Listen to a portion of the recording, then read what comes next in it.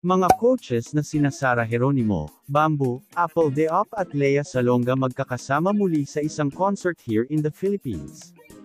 Hello mga ka-popsters, ang aming channel ay nag-a-upload ng mga latest, trending at iba pang updates tungkol kay Sarah Geronimo.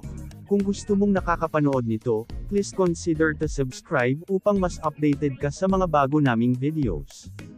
Last week ay malungkot na ibinalita ng latest host na sina Robby Domingo at Bianca Manalo sa last episode nila sa The Voice Teens na last episode na ng The Voice sa ABS-CBN dahil may bagong network nang hahawak sa singing reality show na ito.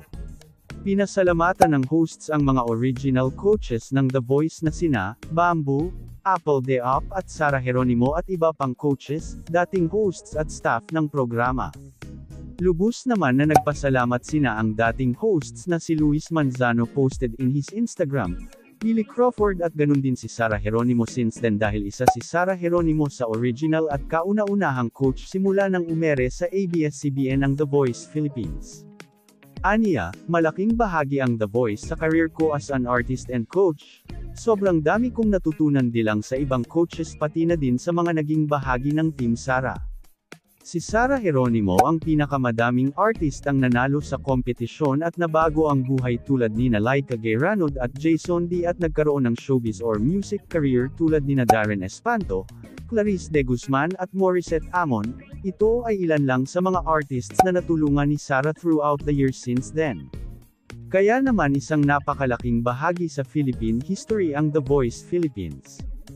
Samantala, pagkatapos mamaalam ng The Voice Philippines sa ABS-CBN ay magkakasama-sama muli ang OG coaches The Voice na sina Bamboo, Apple Deop, Lea Salonga at Sarah Geronimo ngayong darating na Miss Kasanggayahan Philippines 2024 sa Sorsogon. Super excited na ang mga fans at supporters ng mga coaches dahil matagal na silang hindi nagkakasama sa concert stage. Kaya abangan natin ito mga ka-popsters. Ano masasabi nyo dito mga ka-popsters?